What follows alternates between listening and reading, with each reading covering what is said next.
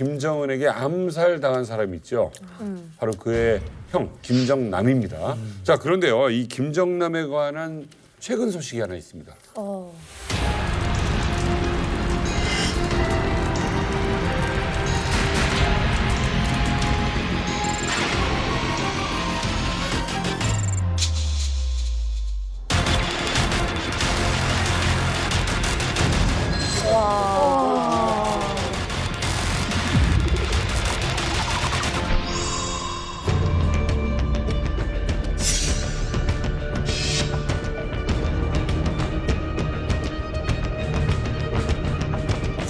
유가족?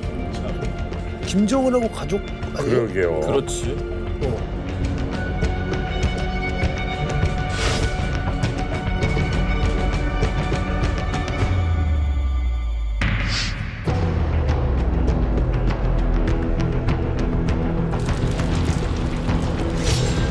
유품의 인수 선순위가 있죠, 이게. 예. 김한선.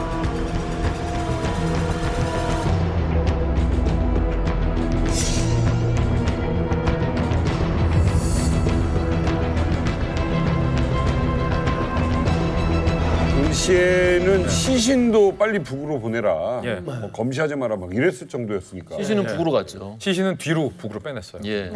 당시에 말레이시아도 굉장히 반발했던 사건이었지만 결국 북한의 외교력을 발휘해서 시신도 북한이 가져갔어요. 이게 벌써 5년 전 그래요. 사건이라는 게 믿겨지지 않을 정도예요. 엊그제 일어났었던 충격적인 사건 같은데 쿠알라룸푸르 그 공항 한복판에서 이복 형을 죽인 암살한 사건이죠, 김정은이. 그런데 이 사건을 수사 중이었던 말레이시아 경찰이 최근 유가족에게 김정남의 유품을 찾아가라. 6개월 안에 찾아가지 않으면 폐기 처분하겠다라고 공지를 한 상태입니다. 근데 아시다시피 김한솔은 지금 모처에 도피 중이잖아요. 그래서 세간의 관심사는 그 네. 유품이 뭐가 있냐. 그렇죠. 그게 사실 더 궁금한 거예요, 기자들 입장에서. 안에 뭐가 있냐. 자, 그래서 말레이시아 경찰이 밝힌 김정남의 유품 뭔지 보면 김정남의 휴대폰 2개와 노트북. 근데 그 안에서 어떤 정보가 담겨 있을지 궁금하거든요. 왜냐하면 일각에서는 김정남이 미국의 정보기관과 무언가 정보를 교류했던 것 아니냐라는 의문도 제기됐던 터라 혹시 김정남의 노트북에 CIA와 교신했던 어떤 정보가 숨겨져 있는 거 아니냐 이런 의문도 사실은 제기됐었어요. 그리고 현금이 13만 8천 달러, 우리 돈으로 2억 원. 2억 원을 1억 5천 정도라고. 그렇죠. 김정남이 갖고 있었다라는 게 말레이시아의 공판 과정에서 드러났어요. 아마도 지금 이 유품이라고 말했던 게 이런 것들이 아닌가라는 세간의 관심사가 쏟아지고 있죠. 아니 사실 돈이 뭐 억 단위지만 뭐 돈도 돈이지만 아버지가 생전에 가지고 계시던 유품들이잖아요. 그럼요. 저 같으면 무조건 좀 찾고 싶을 텐데 근데 좀 사실 무섭기도 한 게 이렇게 좀 어떻게 혹시 이렇게 오게 해서 혹시 어떤 다른 일을 좀 당할 수 있지 않을까라는 좀 의심을 좀 이걸 왜 미처 못 받았을까?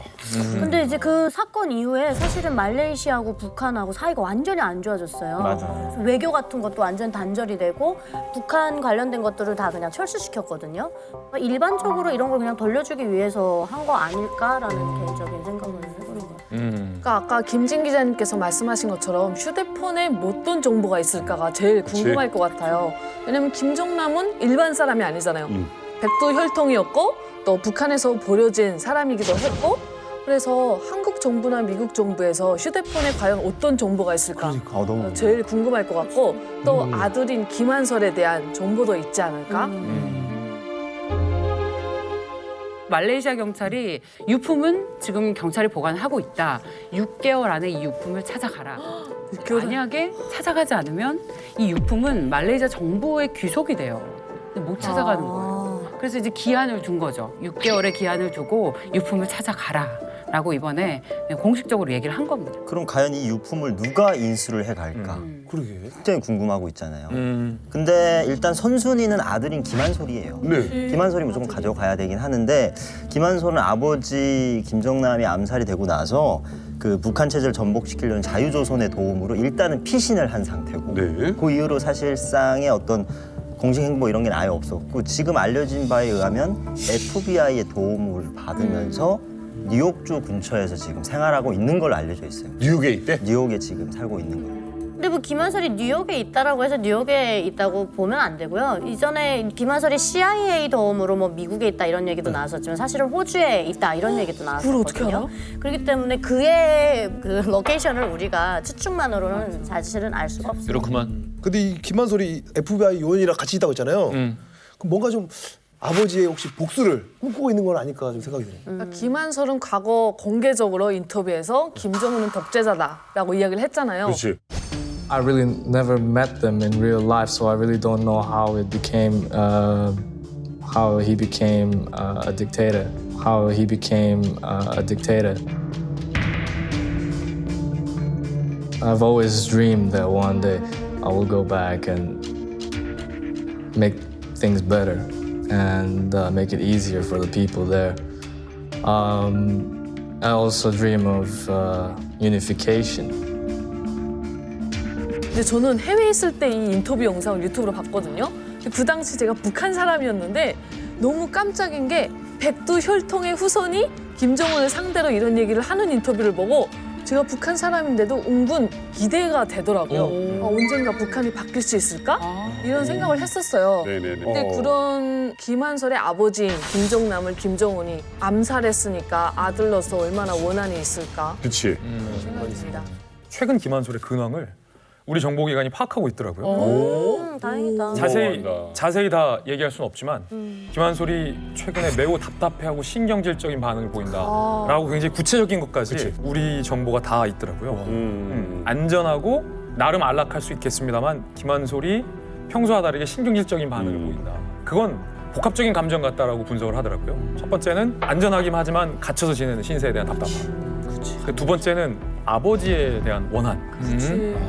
아버지의 이거를 갚지 못하는 거에 대한 어린 아들로서의 어떤 답답함. 이 두 가지 감정이 굉장히 김한솔을 최근 다급하고 신경질적인 반응이 나오게끔 하는 것 같다라는 분석도 저는 직접 네. 정보기관에 있는 고위층이 들었는데 아, 그런 자의식이 있대요? 있대요. 그건 김한솔 스스로 밝힌 것도 있지만 그 김한솔을 구출했던 자유조선과 김한솔과의 교집합이기도 한데 자유조선의 에이드리언 홍창이 이렇게 얘기했어요. 북한 정권은 봉기와 혁명밖에 답이 없다. 이게 2020년에 밝혔던 얘기였거든요. 자유조선이라는 단체는 북한 내부에서의 나쁘게 말하면 쿠데타, 좋게 말하면 어떤 자유를 위한 인민의 투쟁 정도로 목표를 두고 있는 건 확실하다. 그리고 김한솔이 아버지에 대한 원한을 넘어선 북한 인민들에 대한 일종의 책임의식 같은 게 있다라는 것을 봤을 때 자세히 더 지켜봐야 되고 아직 김한솔이 어려서 뭐 우리가 장담할 수는 없습니다만 나중에 무슨 일이 촉발될 수 있을지는 현재로서는 단정할 수 없죠. 과연 이 2억 원 상당의 남은 유품, 돈과 굉장히 엄청날지도 모르는 그런 정보들 누구의 손에 들어가게 될지 또 다른 움직임이 관측되는 즉시 저희들이 이어서 전해드리도록 하겠습니다.